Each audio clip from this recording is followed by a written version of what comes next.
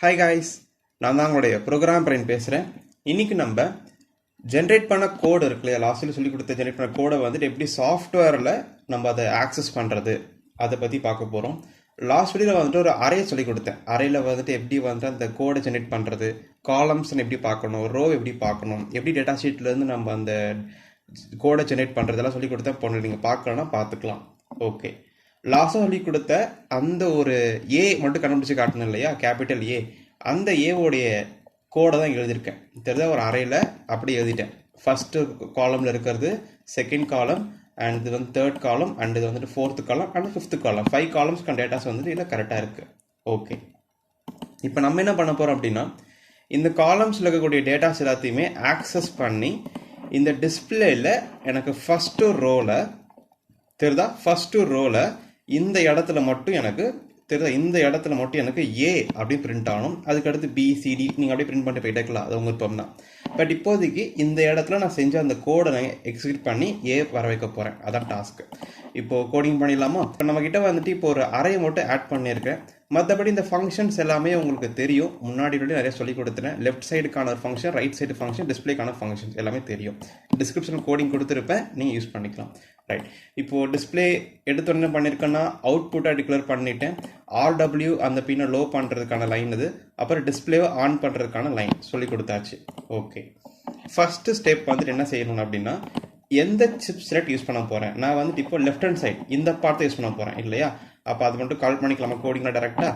Left side போட்டாச்சு. Left side கால் பண்ணுறேன். While of ஒன்றுக்கு லெஃப்ட் சைடு கால் பண்ணிட்டா அப்போ என்ன நடக்குது அப்படின்னா, லெஃப்ட் சைடில் போயிட்டு கோடிங் இப்போ வந்துருச்சு. இப்போ ஓகேவா, லெஃப்ட் சைடு அப்படி ஷிஃப்ட் பண்ணணுன்னு என்ன பண்ணணும், டிஸ்பிளே 0x C0,0ன்ற கோடை கொடுக்கணும். ஸ்டார்டிங் லைனுக்கான கோடிங் இது கொடுக்கணும், சிப் செலக்டாக மாற்றும் போது மட்டும். ரைட், அதுவும் கொடுத்துட்டேன்னா வெரி சிம்பிள். இப்போ அடுத்த ஸ்டெப் வந்துட்டு ஃபார் லூப் யூஸ் பண்ணி இந்த டேட்டா எல்லாத்தையுமே ஆக்சஸ் பண்ணணும். அண்ட் அதுக்கு முன்னாடி எந்த ரோ எந்த காலம் நீங்கள் சொல்லணும். ஓகே, அதுக்கு நான் வந்துட்டு ஃபார் லூப் யூஸ் பண்ணிக்கிறேன். இப்போதைக்கு உள்ள ஃபில் பண்ணலை, மட்டும் எடுத்துக்கிறேன். போக ஏன் எடுத்துன்றது தெரியும். இங்கே வந்துட்டு என்ன ரோ, ஓகே, ஃபஸ்ட்டு ரோ தான் சொன்னேன். இப்போ B8 ஃபஸ்ட்டு ரோ, அது கமெண்ட் நான் 0 போட்டுக்கிறேன்.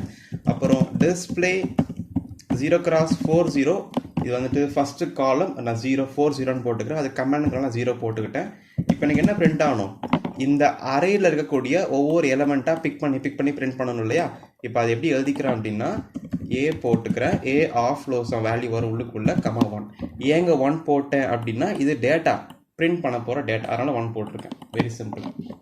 ஓகேவா, இப்போ கோடிங் கம்ப்ளீட் பண்ணும்போது நல்லா புரியும் பாருங்கள். இப்போ நான் ஃபார் லூப் எழுதுறேன் பாருங்கள்.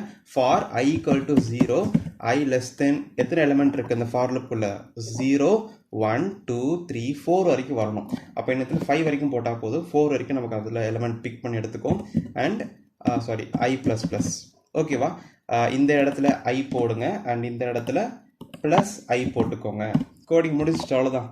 ஓகே, ரொம்ப சிம்பிள். என்ன நடக்க சொல்கிறேன் பாருங்கள். இந்த வைல் ஆஃப் ஒன் ஃபஸ்ட் டைம் உள்ளே வந்துட்ட உடனே லெஃப்ட் சைடுக்குள்ளே போகுதா, குள்ளே போயிட்ட உடனே ஸ்டார்டிங் லைனை கொடுத்துட்டேன். Okay, enter கொடுத்துக்கலாமீங்க. ரைட், இது வரைக்கும் ஃபஸ்ட்டு முடிஞ்சிருச்சு. ஃபார் லூப்புக்குள்ளே போயிட்ட உடனே ஃபார் லூப் வந்துட்டு 5 டைம்ஸ் வரைக்கும் ரன் ஆகும். 0 to 4 டைம்ஸ் வரைக்கும் ரன் ஆகும். அது 5 நம்ம சொல்லுவோம் இல்லையா, 5 டைம்ஸ் ரன் ஆகுது. அதுக்கடுத்து ஃபஸ்ட்டு ரோ நான் செலக்ட் பண்ணிடுறேன். டிஃபால்ட்டாக ஃபஸ்ட் ரோவை செலக்ட் பண்ணிட்டேன். அடுத்து நடக்குதுன்னா 0x40 ஐங்கிறது ஃபஸ்ட் டைம் உள்ளவர் என்னவாக இருக்கும், ஆப்வியஸ்லி 0வாக தான் இருக்கும். அப்போ 0x40 + 0 0x40 தான் வரும் இல்லையா.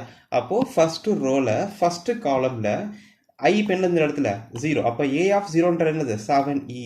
அப்போது 7ன்ற இடத்துல ஃபஸ்ட்டு ரோவில் ஃபஸ்ட்டு காலமில் 7ங்கிறது பிரிண்ட் ஆகுது. ரைட்டாக, ஃபஸ்ட் ஐட்ரேஷன் முடிஞ்சிருச்சு.